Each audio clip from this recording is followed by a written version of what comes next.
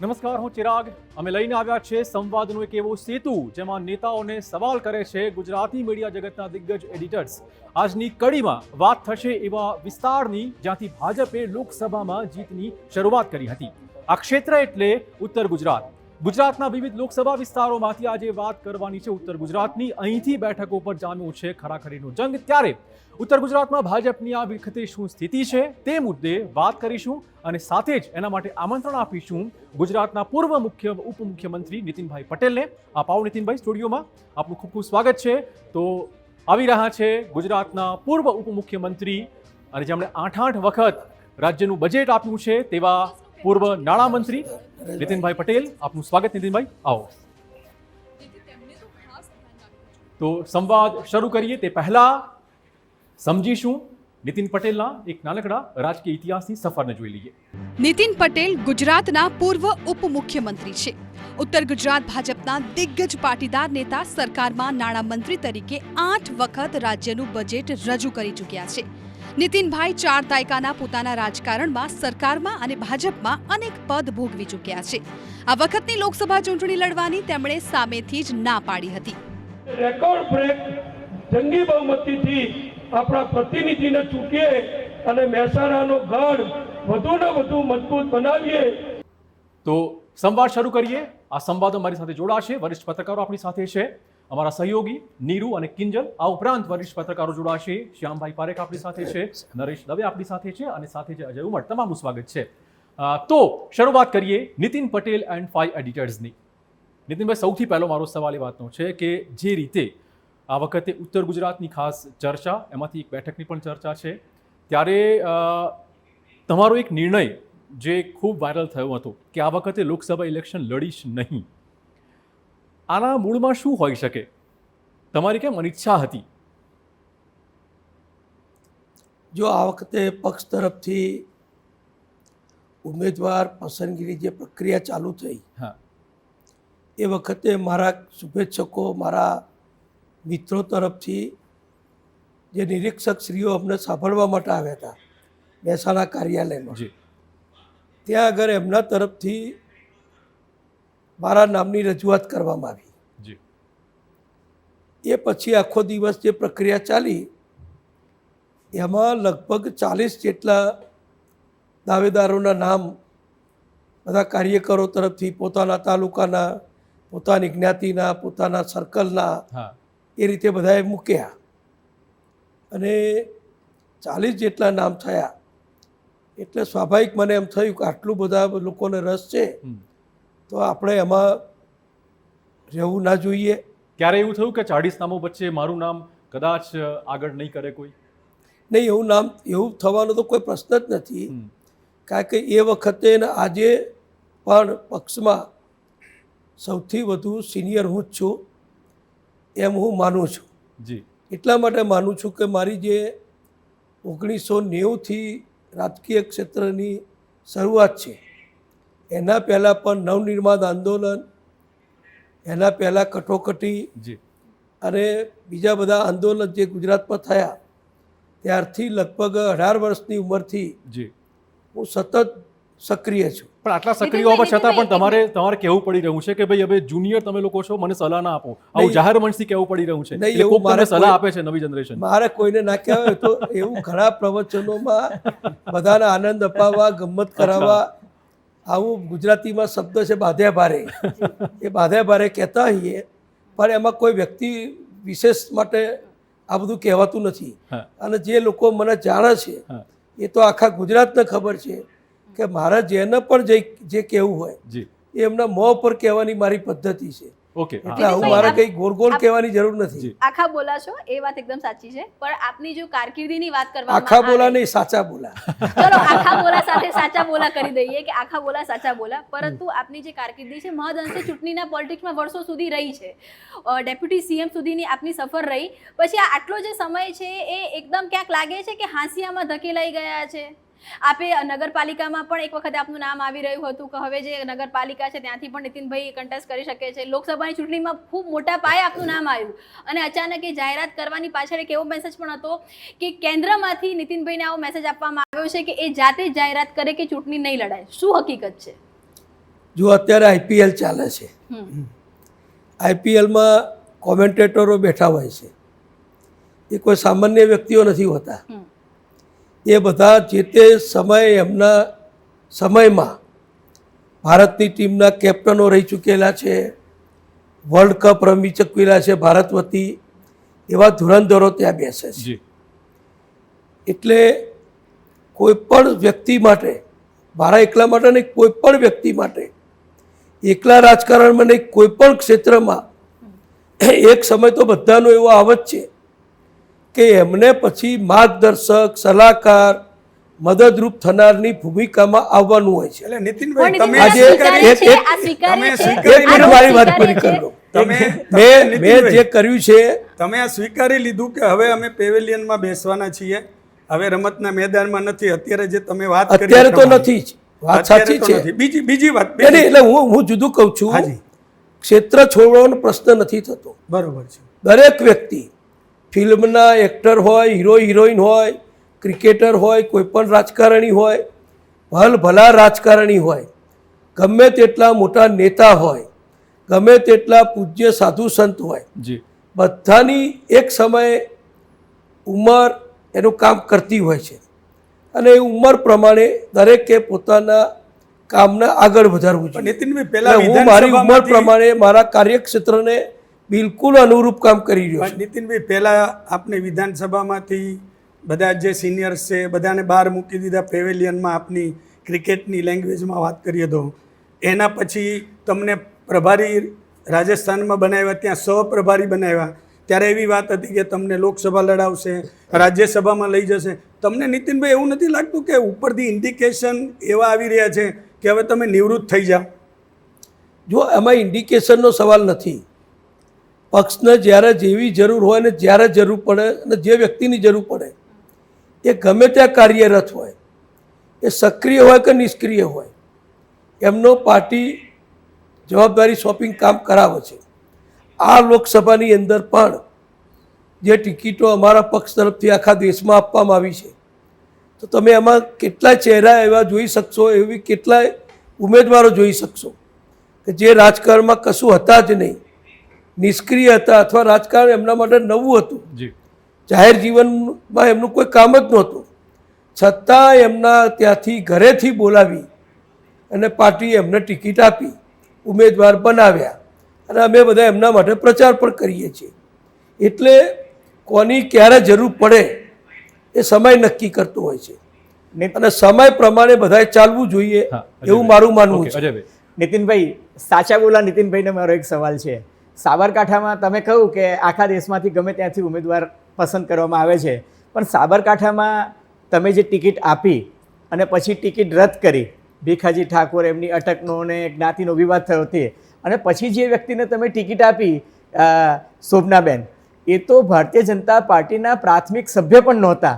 તો જે પાર્ટી પાસે કરોડો સભ્ય હોય એવી તો શું મજબૂરી હતી? કંગના રનૌતને તમે આપો કે અરુણ ગોવિલને આપો તો વિનેબિલિટી ક્રાઇટેરિયા માટે આપો, હેમા માલિની 76 વર્ષના થાય તો પણ તમે આપો, બરાબર છે, એ સમજી શકાય છે કે વિનેબિલિટી ક્રાઇટેરિયા છે તો તમે એમને આપો છો. પણ એવી તો શું પાર્ટીની મજબૂરી હતી કે જે મહિલા સ્કૂલમાં શિક્ષિકા હતી, જે ભાજપની પ્રાથમિક સભ્ય પણ નહોતી, એને તમે ત્યાં સાબરકાંઠામાં ટિકિટ આપીને હજુ પણ એનો વિવાદ જે છે એ જબરજસ્ત ચાલી રહ્યો છે અને ત્યાંના કાર્યકર્તાઓમાં ભયંકર નારાજગી છે એના માટે. જો આપણે સ્વીકારીએ કે ના સ્વીકારીએ, રાજકારણમાં જ્ઞાતિ સમીકરણો હજુ પણ ચાલુ છે અને મોટા પ્રમાણમાં ચાલે છે. સાબરકાંઠામાં જે પ્રથમ ટિકિટ આપવામાં આવી એ અમારા કેટલાક લોકોએ બ્રીફિંગ કર્યું છે કે આ ઠાકોર સમાજના છે.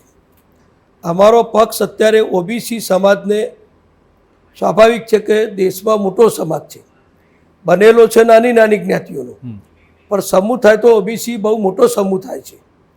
અમારા પક્ષનું રાષ્ટ્રીય પોલિસી બની છે કે ઓબીસીને મહત્વ આપવું.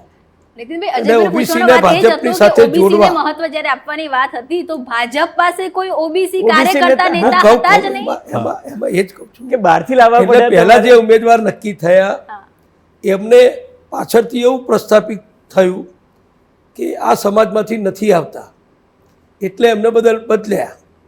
બદલીને જેમને લાવ્યા એના પતિ તો કોંગ્રેસના અહીંયા પૂર્વ ધારાસભ્ય પણ હતા, પછી ભારતીય જનતા પક્ષના લાંબા સમયથી જોડાયેલા કાર્યકર છે, સક્રિય છે, પોતે વકીલ છે, ભણેલો ગણેલો પરિવાર છે. એટલે જિલ્લામાંથી ને સ્થાનિક કક્ષાએથી એવું સૂચન થયું હોય કે આ નવા પરિવારને આ ભણેલા બેન છે, શિક્ષિત બેન છે, એમને જોડો.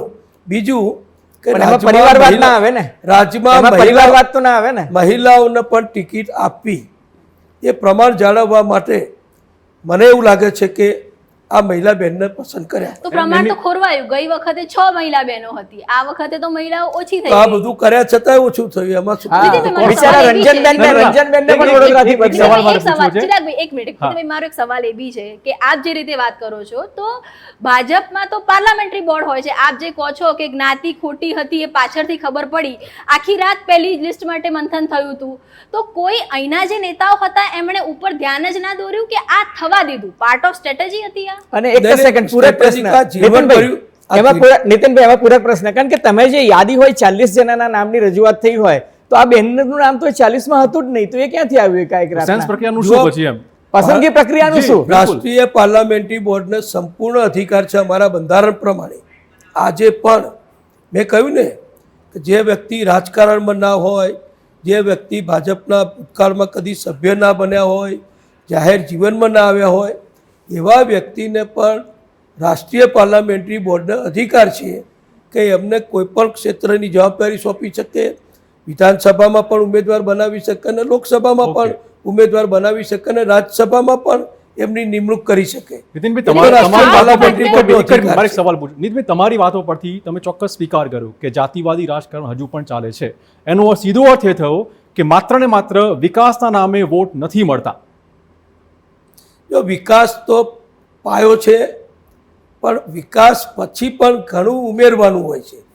આપણે કોઈ સારી મીઠાઈ બનાવવી હોય, આપણે કોઈ સારો નાસ્તો બનાવવો હોય તો એની 2-4 વસ્તુઓ તો મૂળની જે હોય એ જ હોય.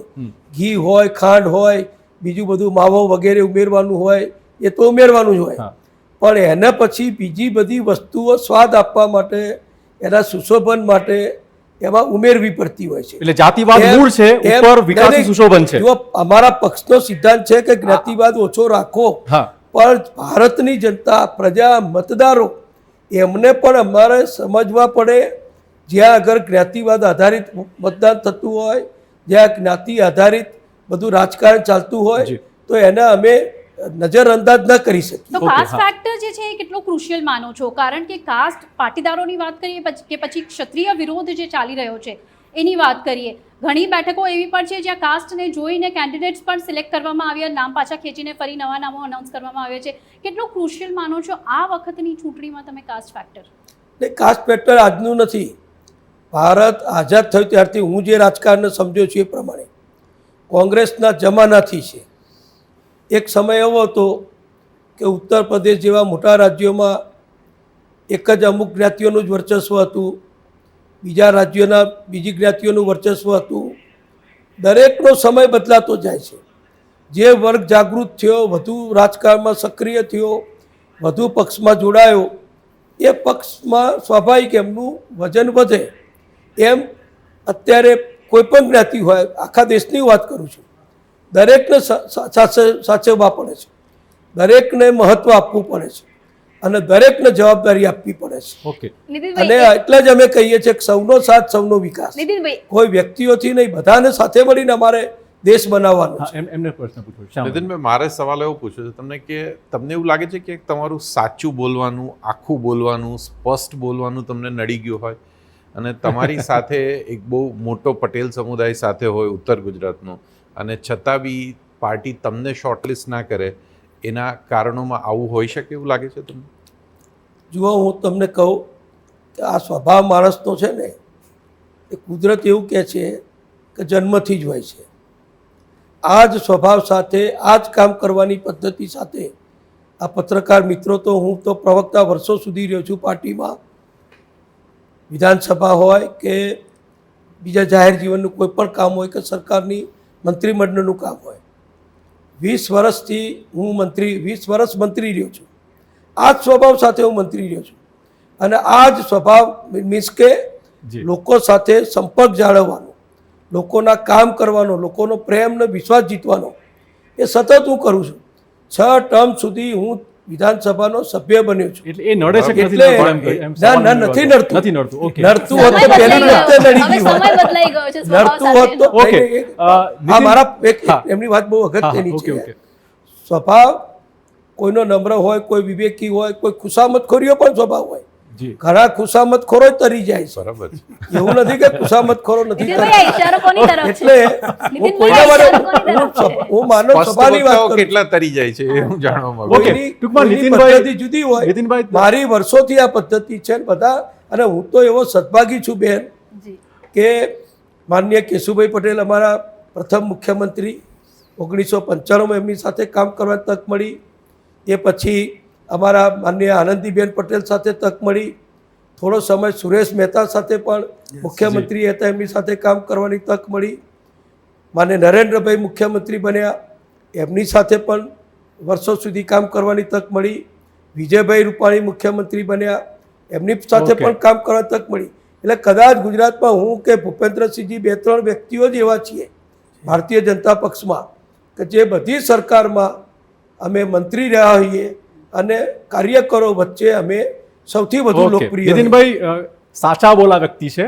આપણે એક ટેસ્ટ કરીએ કે કેટલું સાચું બોલી શકે છે. કેટલાક ફોટોગ્રાફ તમને અહીંયા બતાવીશ. નીતિનભાઈ, તમે એ નેતાઓ વિશે તમારા 2 શબ્દો કે 2 વાક્યો તમે કહી શકો છો. સૌથી પહેલા ઇમેજ પ્લે કરો.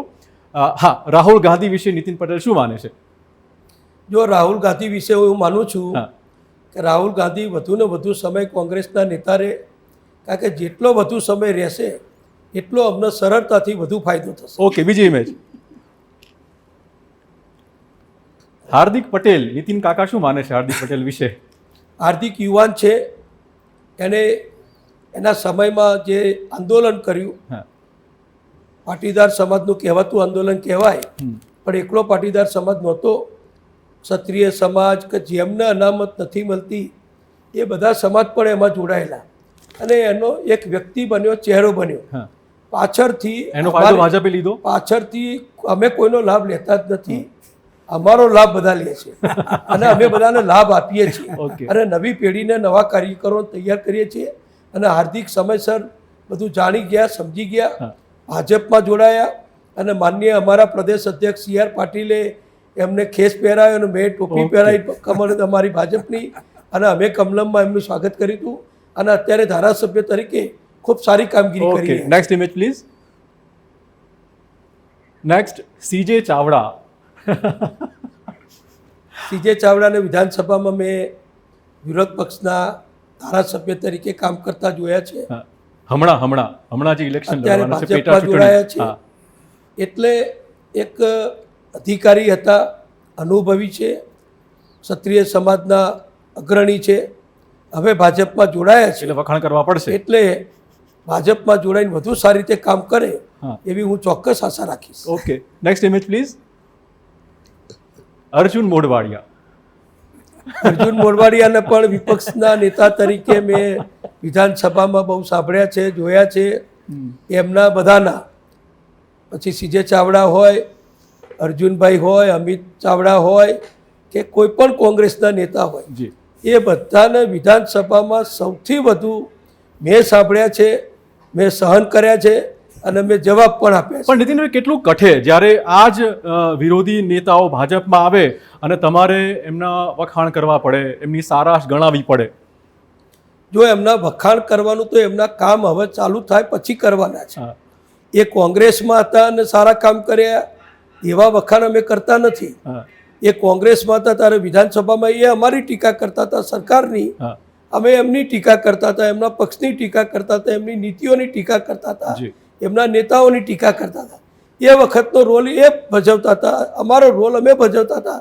હવે એ અમારામાં આવ્યા છે અને એ ભારત માતા કી જય બોલતા થયા છે. વોશિંગ મશીન, એટલે અમને વોશિંગ એનો મશીન આનંદ વાળું. નીતિનભાઈ, તમે જે રીતે કીધું કે એ આયા છે એટલે હવે એમને લાભ તમારાથી થયો એવું આપણે માની લઈએ. જે આગળનો સંવાદ હતો કે તમે કોઈનો લાભ નથી લેતા, તમે લાભ આપો છો. સવાલ આખો મારો એ થઈ રહ્યો છે કે સુરતની બેઠક, લોકસભા બેઠક, એને બિનહરીફ કરાવીને કોને લાભ આપવાનો પ્રયત્ન થયો? આ પ્રકારના રાજકારણ પર કોંગ્રેસ સીધો સવાલ ઉઠાઈ રહ્યો છે કે જ્યારે મોદી વેવની વાત હતી, નરેન્દ્ર મોદીનો ચહેરો હતો, 5 લાખની લીડ હતી, ત્યારે સુરતને બિનહરીફ કરવા પાછળનું ભાજપનું કયું રાજકારણ જવાબદાર છે?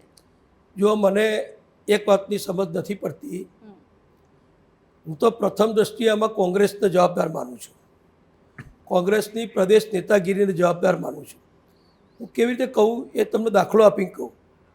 અમે મહેસાણામાં અમારા ઉમેદવાર હરિભાઈ પટેલનું ફોર્મ ભર્યું અને ગુજરાતમાં 26 ઉમેદવારોના ફોર્મ ભર્યા. તો અમારા પ્રદેશ કક્ષાએ અમારા પ્રમુખ શ્રી CR પાટીલ હોય, મહામંત્રી રત્નાકરજી હોય, અન્ય નેતાઓ હોય, એ નક્કી કરતા હોય છે કે મહેસાણામાં હરિભાઈના મુખ્ય ટેકેદાર તરીકે દરખાસ્ત કોણ કરશે. નામ નક્કી થાય, જુદા જુદા જ્ઞાતિ જાતિ સમાજના સમીકરણો પ્રમાણે ભાજપના જ સિનિયર નેતાઓને દ્વારા દરખાસ્ત કરવામાં આવે એવું અમે નક્કી કરતા હોઈએ છીએ. મહેસાણામાં દાખલા તરીકે પ્રથમ હું હતો. મારી વાત સાંભળો, મારી વાત સાંભળો, હું તમને પદ્ધતિ સમજાવું. પહેલા પદ્ધતિમાં ફોર્મ ભરવામાં દરેક પક્ષના નેતાઓ, જે તે વિસ્તારના નેતાઓ, જે તે સમાજના અગ્રણીઓ એ દરખાસ્ત કરતા હોય છે. સુરતમાં જે થયું, કોંગ્રેસ જવાબદાર છે. મારે તમે મારી વાત, નરેશભાઈ પ્લીઝ, તમારે કોંગ્રેસને પૂછવું જોઈએ, શક્તિસિંહજીને પૂછવું જોઈએ કે તમે આવું કેમ થાપ ખાઈ ગયા? તમે નિલેશ કુંભાણીને શા માટે એના બનેવી એનો સારો જ એનું દરખાસ્ત કરે એવી છૂટ તમે શા માટે આપી? મને તો એમ લાગે બધા ભણેલા છે. ચલો, મારો આવો આક્ષેપ છે.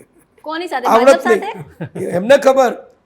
એમને કોંગ્રેસે નક્કી કરવું જોઈતું હતું કે નિલેશ કુંભાણીનું ફોર્મ સુરતમાં જે દરખાસ્ત થશે તો આ સમાજના આ નેતા, કોંગ્રેસના આ નેતા, કોંગ્રેસમાં કોર્પોરેટર રહી ચૂકેલા આ વ્યક્તિ, કોંગ્રેસમાં ધારાસભ્ય રહી ચૂકેલા આ વ્યક્તિ, એક મુખ્ય મહિલા, આવા 5 લોકો નીતિનભાઈ કુંભાણીની દરખાસ્ત કરશે. એના શાળાને બનાવીને ક્યાંથી આમાં આવી? કોંગ્રેસની આ જે બેઠક છે, સુરતની બેઠક પર જે થયું, નેશનલ ન્યૂઝ હેડલાઇન્સ પર ગઈકાલથી ચાલી રહી છે. તમને શું લાગે છે કે આ પૂરો જે હિસ્ટોરિકલ ઇવેન્ટ થયો છે ગુજરાતમાં, આની ઓવરઓલ નેશનલ ચૂંટણી પર કઈ રીતની અસર જોવા મળશે? જો અમને તો શરૂઆતથી જ કમળ અમારું ખીલી ગયું. જ્યારે ચૂંટણી થાય, મતદાન થાય ને ગણતરી થાય ત્યારે અમે આ સીટ તો જીતવાના હતા. એક પ્રથમ આ બધા સમજી લો, ગઈ વખતે પણ દર્શનાબેન આ સીટ ઉપર મને લાગે છે 5 લાખ કરતાં વધુ મતોથી વિજેતા બન્યા હતા. આ સુરત હોય કે બીજી નવસારી હોય, અમદાવાદ હોય, ગાંધીનગર હોય, બીજી અનેક સીટો છે. અમે લાખો મતોથી જીતેલા છીએ અને જીતવાના છીએ. એટલે આ સીટ અમે નતા જીતી શકવાના માટે અમે આ કર્યું. મારું તો સ્પષ્ટ માનવું છે અજયભાઈ કે આ કોંગ્રેસની ભૂલ છે.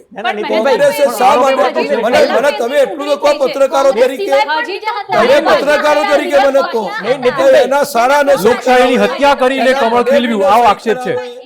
ભાગીદારને સહી કરાવે એવું એને શા માટે છોડ્યું? એ લોકો નીતિનભાઈ એક જ મિનિટ, નીરુ એક સેકન્ડ. હા નીતિનભાઈ એક મિનિટ, હું 100% તમારી વાત સાથે સંમત છું કે કોંગ્રેસની ભૂલ છે કે તમે સગા ભત્રીજાને કે બનેવીને કે પાર્ટનરને કેમ સહી કરવા દીધી, એ વાત સાથે. પણ સાહેબ એ ફોર્મ તો વિડ્રો થયું, એના ડમીનું કઈ રીતના થયું, અને પછી બાકીના જે 9 અપક્ષો હતા એ લોકોના કઈ રીતના વિડ્રો થયા, અને બીએસપી ના ઉમેદવારનું જેનું વિડ્રો નતું થયું એને ત્યાં રેડ કઈ રીતના રેડ પડી, અને આ તો ભાજપે કરવાની જરૂર નથી. ભાજપ તો સાહેબ લાખો મતે જીતવાની હતી. થી આ કમળ ખીલવ્યું છે, આવો આક્ષેપ ચોક્કસ છે. કોંગ્રેસના નેતાઓની અનાવડત, એમની કોઈ પણ જાતની વ્યૂહરચના નહીં. અને આ તો હજુ તો હું તમને દાખલો આપું છું. હું પત્રકારોને અજયભાઈ સૂચન કરું છું તમારા મારફતે, આખા ગુજરાતના જે સંશોધિત પત્રકારો છે, ઇન્વેસ્ટિગેશન કરેવા કે જુઓ 26 સીટમાં આવું જશે. કોઈએ છોકરાની વહુએ સહી કરી હશે, ભત્રીજાએ સહી કરી હશે ને એવું જશે. કાર્યકરોને મહત્વ જ નથી આપતા એ લોકો.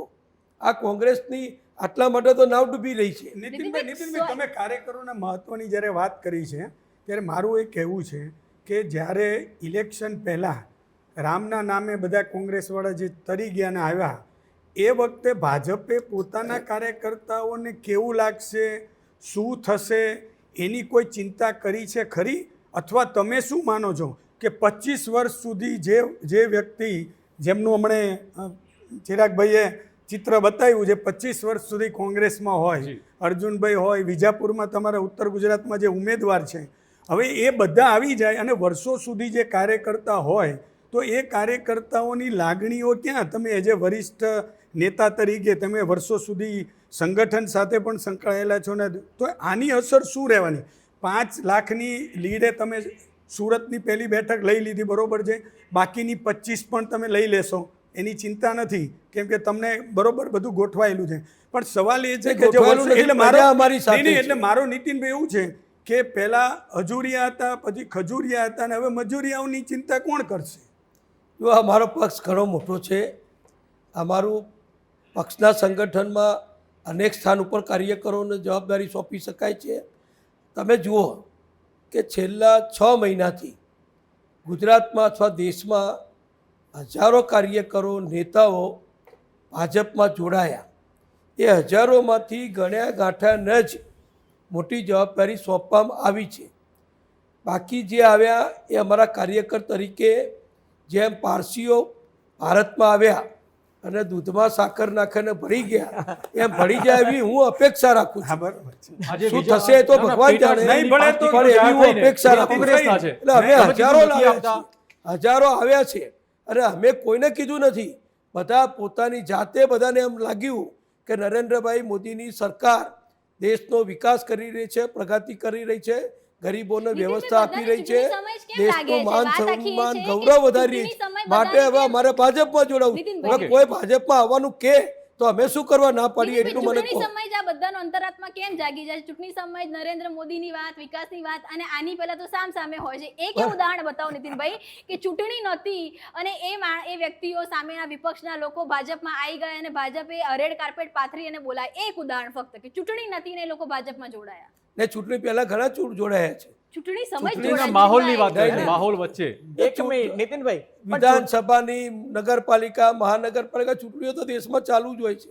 એટલે કોઈના કોઈ પ્રસંગે બધા આવતા હોય છે. અને એ કેમ જોડાયા, અંતરાત્મા કેમ જાગ્યો, એ મને નહીં પૂછવું જોઈએ, તમારે એમને પૂછવું જોઈએ. સારું નીતિનભાઈ, એ કહો કે આ ગુજરાતમાં જે ક્ષત્રિય આંદોલન ચાલી રહ્યું છે અત્યારે, એનાથી ભારતીય જનતા પાર્ટીને કેટલું નુકસાન થશે? અને બીજું કે એનું જે ડેમેજ કંટ્રોલ થવું જોઈએ એ સમયસર ન થયું, એનાથી એક વર્ગ જે છે એ ભાજપથી થોડોક દુભાયેલો હોય એવું તમને લાગે છે?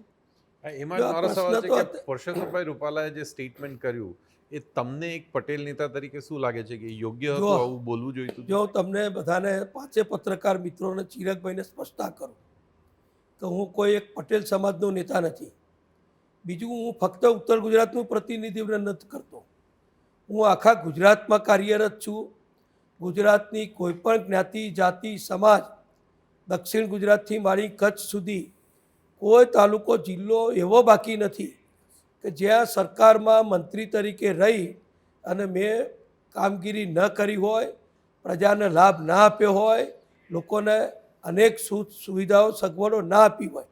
ગુજરાતની કોઈ પણ મોટામાં મોટી યોજના હોય, નર્મદા યોજના હોય, સૌની યોજના હોય, સુજલામ સુફલામ યોજના હોય, સ્ટેચ્યુ ઓફ યુનિટી હોય, ગુજરાત વિધાનસભાનું નવું બિલ્ડિંગ હોય, ગુજરાતમાં બનેલા હાઈવે હોય, ગુજરાતમાં બનેલા નવા બ્રિજ હોય. તમે બધા સરખેજ ગાંધીનગર 4 લેન રોડ ઉપર આવો છો, તે મારા સમયમાં બન્યો, મારા દ્વારા બન્યો.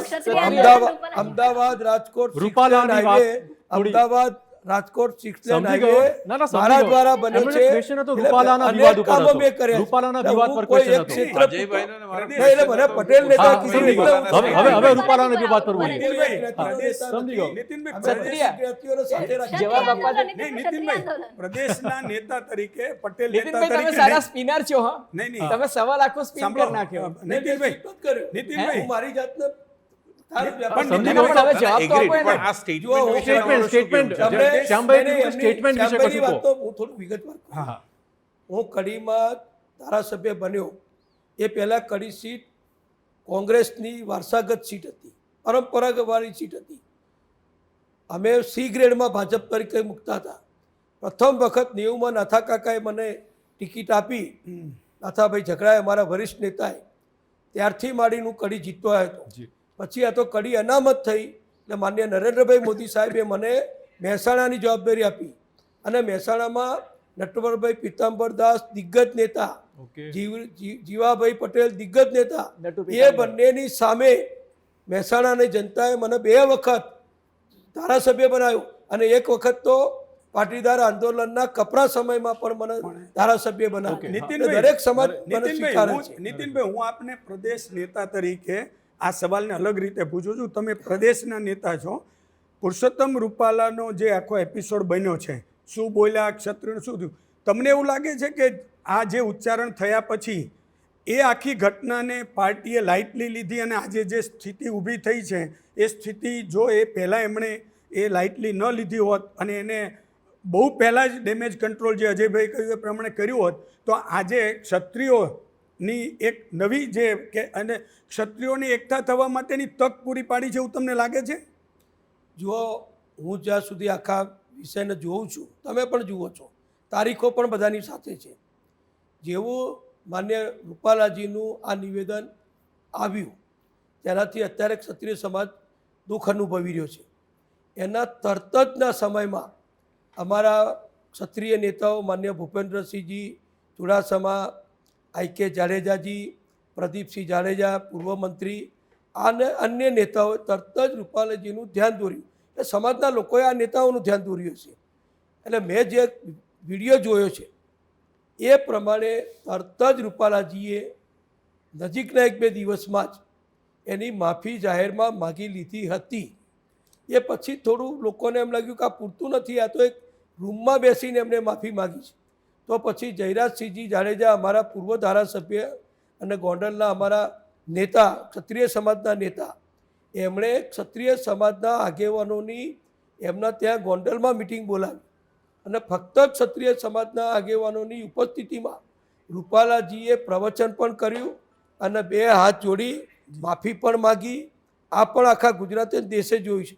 એ પછી તરત જ વાત ન પતી, ઓછી ન થઈ એટલે અમારા પ્રદેશ અધ્યક્ષ માનનીય C.R. પાટીલજીએ પણ નિવેદન કર્યું અને રૂપાલાજી વતી એમણે પણ 2 હાથ જોડી અને માફી માગી છે. એટલે આ બધું થઈ ચૂક્યું છે, તરત જ થયું છે. આમાં કોઈ સમય બહુ લંબાયો હોય એવું હું નથી માનતો. આ જ પ્રશ્ન હું બીજા એંગલથી પૂછી રહી છું. તમને લાગે છે ખરેખર ક્ષત્રિય આંદોલન જે છે, જે આટલો આક્રોશ અત્યારે દેખાઈ રહ્યો છે, ગ્રાઉન્ડ રિયાલિટી છે કે પછી પોલિટિકલી મોટિવેટેડ આંદોલન છે? કારણ કે ક્ષત્રિયોએ પહેલાં પણ કીધું છે કે એ લોકો ભાજપની સાથે છે, મોદીની સાથે છે, પણ જ્યાં સુધી વાત આવે છે કેન્ડિડેટની તો એ લોકો કેન્ડિડેટને ઓપોઝ કરી રહ્યા છે, રૂપાલા સાહેબનું. જો હવે જે બનાવો બને છે ને નિવેદનો આવે છે એ આપણે બધા જોઈએ છીએ, એટલે એમાં કંઈ મારે વધારાની કોઈ કોમેન્ટ કરવાની જરૂર નથી લાગતી. નહીં, રૂપાલા વર્સિસ ક્ષત્રિયનું આંદોલન જે ચાલ્યું એ અચાનક હવે ક્ષત્રિય વર્સિસ ભાજપ થઈ ગયું. એટલે પોલિટિકલી મોટિવેટેડ એ એમની લાગણી હતી કે ભાઈ ઉમેદવાર તરીકે એમને ખસેડો, ના ખસેડા એટલે એમને થોડું સ્વરૂપ વ્યાપક કર્યું છે. આ બાપાના ફેર પડ્યો છે. નીતિનભાઈ, પાટીદાર આંદોલન આપે આપની આંખ સામે જોયેલું છે. ક્ષત્રિય આંદોલન ગુજરાતમાં અત્યારે ચાલી રહ્યું છે. પાટીદાર આંદોલનમાં એવું જોવા મળ્યું કે પાટીદાર નેતાઓ તરત એક્ટિવ થઈ ગયા હતા. એ આંદોલનની ગ્રેવિટી વધારે હતી. ક્યાંક લાગ્યું કે ક્ષત્રિય નેતાઓ, જે ભાજપના ક્ષત્રિય નેતાઓ છે, એ હિંમતથી સમાજ વચ્ચે નહીં ગયા, અથવા તો ભાજપે કીધું છે, પાર્ટીએ કીધું છે એટલે મેસેન્જર બનીને ગયા. ક્યાંક ફરક જોવા મળ્યો આ ડેમેજ કંટ્રોલમાં પાટીદાર આંદોલનમાં અને ક્ષત્રિય આંદોલનની વચ્ચે? ટીવી રિપોર્ટ જે જોયા છે એ પ્રમાણે તો અહીંયા અમદાવાદમાં જે ક્ષત્રિય સમાજનું ભવન છે ત્યાં આગળ મિટિંગમાં લોકો ગયા છે. એ પછી તો મુખ્યમંત્રી ભૂપેન્દ્રભાઈ પટેલે પણ એમને સમજાવવા માટે મિટિંગ કરી છે. અને આ તો જાણીતી વાતો છે. ખાનગી રીતે પણ ઘણા પ્રયત્નો થયા હશે, કોઈ પ્રયત્ન ના થયા હોય તો બની શકે જ નહીં. કામ કરે છે અને એમ છતાં બી આંદોલન નથી પત્યું તો માની શકાય કે સરકાર પણ નિષ્ફળ છે, સંગઠન પણ નિષ્ફળ છે? નહીં, કોઈ નિષ્ફળ નથી. અમે અમારા સંપૂર્ણ પ્રયત્ન કર્યા છે, હજુ કરી રહ્યા છે, હજુ પણ કરશું. અને મને વિશ્વાસ છે કે યોગ્ય સમય યોગ્ય નિરાકરણ થશે. નીતિનભાઈ, ક્ષત્રિય સમાજની એક બીજી લાગણી એ છે કે આખા ગુજરાતમાં તમે ચૌધરી સમાજને બનાસકાંઠાથી ચાલુ કરો તો તમે ચૌધરી સમાજને ટિકિટ આપો, તમે ઠાકોરને ટિકિટ આપો, તમે ચુવાડિયાને કે કોળી સમાજને ટિકિટ આપો, તો તમે બ્રાહ્મણને પણ 2 ટિકિટ આપી, તો ક્ષત્રિય સમાજને આખા ગુજરાતમાં 2014, 2019 અને 2024માં એક પણ ટિકિટ લોકસભામાં કેમ ના આપી? જો હવે તમારા વખતમાં જ 5 કેબિનેટમાં 5 મંત્રીઓ હતા. કે મારે કંઈ નિર્ણય કરવાનો હોતો નથી, એટલે જે વસ્તુમાં હું નિર્ણય કરતા નથી એનો હું કોઈ જવાબ નહીં આપું. ઉત્તર ગુજરાત થોડી બેઠકો વિશે વાત કરીએ. નીતિનભાઈ, તમારા મતે ઉત્તર ગુજરાતમાં ક્યાં બિગ ફાઇટ લાગે છે કે જ્યાં થોડું ભાજપે હજુ? લગભગ કોઈ જગ્યાએ નહીં, લગભગ નહીં, સંપૂર્ણ કોઈ જગ્યાએ નહીં. ગેનીબેન ઠાકોરની બેઠક હોય બધી સીટો અમે જીતીશું. આ ગેનીબેન મહિલા છે, હા થોડું ડ્રામેટિકલ બધું કરી શકે છે અને વિધાનસભામાં મેં તો એમને જોયા છે, એટલે બોલવામાં બહુ જે એને આપણે કહીએ ને કે વાચાળ છે, એટલે એ થોડું મીડિયા કવરેજ વધારે મેળવે છે. અને અમારા ઉમેદવાર એ પ્રોફેસર કક્ષાના છે, ખૂબ નમ્ર છે, પણ અમારું આખું લાખો કાર્યકરોનું સંગઠન, અમારી નેતાગીરી અને અમારા પક્ષનું કામ અને અમારા ત્યાંના બધા ધારાસભ્યો એ બધા સાથે રહીને અત્યારે કામ કરે છે. બીજો એક સવાલ કે આ ઇન્ડિયા ગઠબંધનની કોઈ ચોક્કસ અસર પડશે ખરી? ઇન્ડિયા ગઠબંધનની અસર પડશે ખરી? 2 બેઠકો પર આપના ઉમેદવાર લડી રહ્યા છે ને ત્યાંનું બહુ ખબર નથી, પણ કોઈ જો 26 સીટ ઉપર ક્યાંય કોઈ ફરક પડવાનો નથી. આપની આ 25 કહો, આપની જે વાત છે એ તો આપ એનામાં જ એવું ગૂંચવાઈ ગયું છે કે અત્યારે એને ઇન્સ્યુલિન આપવું કે ના આપવું એમાં આખો પક્ષ આવી ગયો છે. એટલે હવે ઇન્સ્યુલિન જ લેવા દો એને, એ ઇન્સ્યુલિન લે એટલું પૂરતું છે. આપણે ગેનીબેનની વાત કરી, ગેનીબેનને જે લોકો ત્યાં લોકલ સપોર્ટ કરી રહ્યા છે ફંડ રેઝિંગ માટે, એને લઈને તમારો શું વિચાર છે? નહીં, એ મેં કીધું ને, એ બધી આવડતવાળા બેન છે.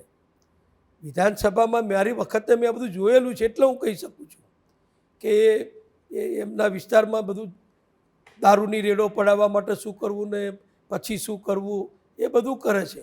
એટલે કરે છે, બધા જોવે છે, એટલે કંઈ મત આપો, રૂપિયા આપો, હું ગરીબ છું ને આમ છું ને એવું કહેવાથી બધું થઈ જતું હોય તો બધા આવી રીતે જ રૂપિયા માગે ને મતે માગે ને બધા નાટકે કરે. નીતિનભાઈ, છતાં પણ એક વસ્તુ તમે હકીકત જુઓ કે ગુજરાતમાં ભારતીય જનતા પાર્ટીની 156 બેઠકો આવી, છતાં પણ બનાસકાંઠા અને પાટણ જિલ્લો, આપણે એકદમ ફેક્ચ્યુઅલ વાત કરીએ, બનાસકાંઠા અને પાટણ જિલ્લો, તમે વિધાનસભાની બેઠકોની દ્રષ્ટિએ સરખામણી કરો તો પાટણમાં 7માંથી 4 બેઠક કોંગ્રેસ જીતી છે અને બનાસકાંઠામાં પણ તમે જુઓ કે 2 બેઠક કોંગ્રેસ જીતી છે અને 1 બેઠક પર અપક્ષ જીત્યા હતા.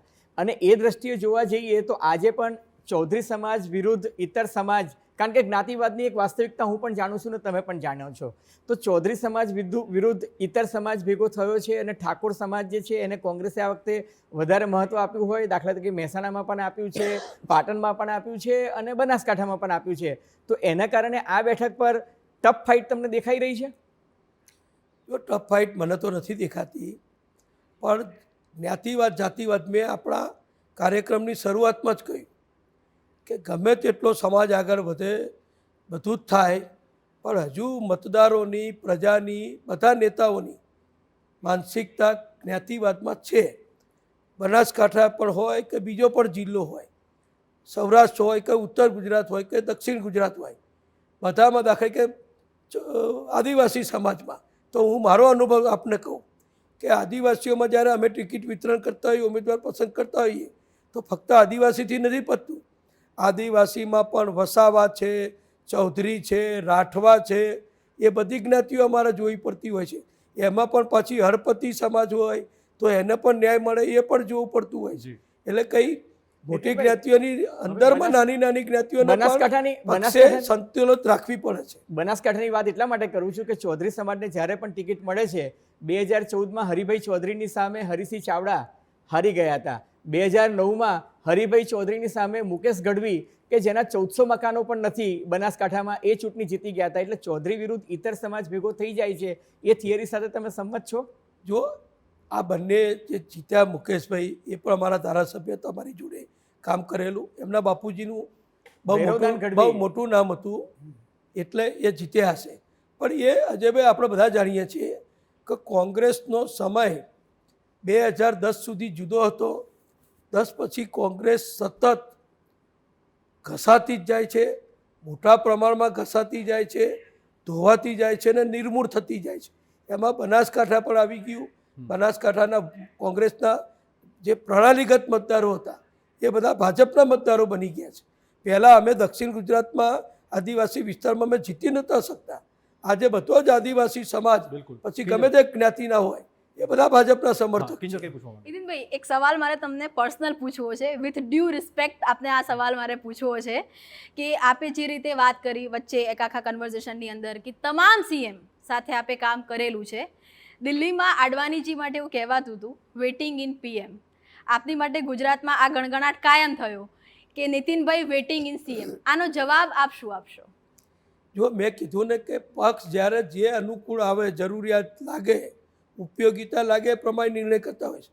હું નથી બન્યો એનો મતલબ એવો નથી કે પ્રજાના મનમાંથી એ વિચાર ગયો છે. મારા શુભેચ્છકો, મારા મિત્રો, મારા કાર્યકરો, મારા દ્વારા જેમને લાભ થયો હોય, કામો કરાવવામાં મારા કામથી જેને 20 વર્ષમાં સંતોષ થયો હોય, એ તો ઈચ્છતા જ હોય કે આ બને. એમાં કંઈ ખોટું પણ આપના નથી. મનમાં છે આ વિચાર હજુ? એટલે હજી વેઇટિંગમાં નહીં, બિલકુલ. જો મેં ફરી તમને બધાને યાદ કરાવું. મેં એમ કીધું કે પક્ષને જ્યારે જેની જરૂર પડે ત્યારે એનો લાભ લે છે, એનો ઉપયોગ કરે છે, એને જવાબદારી સોંપે છે. પછી એ રાજકારણમાં હોય કે ના હોય. મારી ખાલી એક નુક્તેચીની છે કે સનત મહેતા માટે એવું કહેવાતું હતું કે a very good chief minister material Gujarat could never had. એમ નીતિનભાઈ માટે પણ કહી શકાય? નહીં, એ મારે ના કહેવાય. હું કહું છું. પ્રજાએ હું કહું નક્કી છું. કરવાનું છે, હું કહું છું કે કાર્યકરોએ નીતિનભાઈ નક્કી સ્વરૂપે અમે એક કરવાનું સારા છે. મુખ્યમંત્રી ગુમાવ્યા છે. નીતિનભાઈ, એક આ ક્ષત્રિય અને આજે રૂપાલાને કોન્ટ્રોવર્સીમાં કે ભાઈ ક્ષત્રિયોનું આંદોલન ચાલે છે, આપે કહ્યું કે બધું સમૂહસૂત્રું થઈ જશે, ગુજરાતમાં બહુ અસર નહીં થાય, પણ તમે રાજસ્થાનના સહપ્રભારી લાસ્ટ ઇલેક્શનમાં રહી ચૂક્યા છો. એવું માની રહ્યું છે કે આ ક્ષત્રિય આંદોલનમાં રાજસ્થાનના રાજપૂતો અને ક્ષત્રિયો મોટા પ્રમાણમાં જોડાયેલા છે. જે મૂવમેન્ટ ચાલી રહી છે એમાં બધાને ખબર છે. તો રાજસ્થાનની જે 3 સીટ એવી છે કે જ્યાં ક્ષત્રિયોનું પ્રભુત્વ છે અને ક્ષત્રિયો એના પરિણામ પર અસર કરે છે, તો ત્યાંથી એકાદ સીટ આપણા ક્ષત્રિયોના આંદોલનને ત્યાં અસર કરે એવું તમને લાગે છે? ત્યાં એટલું બધું લાંબા સુધી કોઈ અસર નથી થતી. પાટીદાર આંદોલન વખતે આ પ્રયોગ થઈ ચૂકેલો છે.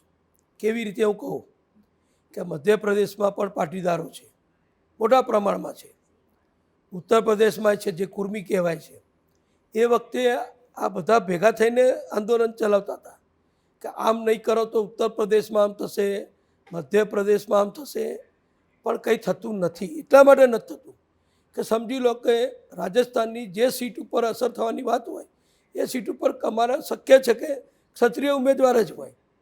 એવું નથી કે આટલી બધી અસરો બધાને એકબીજા ઉપર થઈ જાય. જ્ઞાતિવાદ જરૂર છે, પણ જ્ઞાતિવાદની ચિરાગભાઈ મર્યાદાઓ છે. કંઈ જ્ઞાતિવાદ સુરત સુધી મહેસાણાનો લાગુ પડે અને મહેસાણા સુધી કચ્છનો લાગુ પડે એવા મોટા બનાવો બને તો અલગ વાત છે. નહીંતર કચ્છનો પાટીદાર કચ્છનું પૂરતું વિચારતો હોય, કચ્છનો ક્ષત્રિય કચ્છ પૂરતું વિચારતો હોય. બધાનું વિચાર છે કે રાજસ્થાન વાળા ગુજરાતની અસર લઈ જાય એવું હું નથી માનતો. નીરુ, કિંજલે જે સવાલ પૂછ્યો એનાથી કનેક્ટેડ જ છે મારો સવાલ, કે તમે પક્ષ ઉપર દોડી દીધું કે પક્ષ જે છે એ રીતે થાય, પણ મારો સવાલ એ છે કે આટલા સમય સુધી સત્તા પર સંગઠન સાથે આટલા એક્ટિવલી તમે ઇન્વોલ્વ રહ્યા હતા, એવો કયો રોલ છે જેના માટે એસ્પાયરિંગ રોલ તમારા માટે એવો કયો છે પર્સનલી તમારા માટે? ને મારા માટે તો બધા રોલ સરખા છે. મેં કીધું ને 18 વર્ષની ઉંમરથી કાર્યકર તરીકે ચાલુ થયેલો. એક તો કોંગ્રેસની સરકારનો જમાનો હતો, કોંગ્રેસનો સૂર્ય મધ્યાહને તપતો હતો. એ વખતે હું જનસંઘથી માંડીને જોડાયેલો. ભાજપ તો 1980માં બન્યો, ત્યારથી અમે આ બધું કરીએ છીએ. નગરપાલિકા, સહકારી ક્ષેત્ર બધામાં કાર્યરત છું. ધારાસભ્ય બન્યો, પ્રથમ 90 થી 95 હું ધારાસભ્ય બન્યો. ત્યારે ચિમનભાઈની સરકાર હતી, કોંગ્રેસની જનતા દળની સરકાર હતી, અમે વિરોધ પક્ષમાં હતા. એટલે અમને તો કંઈ ફરક પડતો નથી. અમે કામ કર્યું છે, સાચી રીતે કર્યું છે.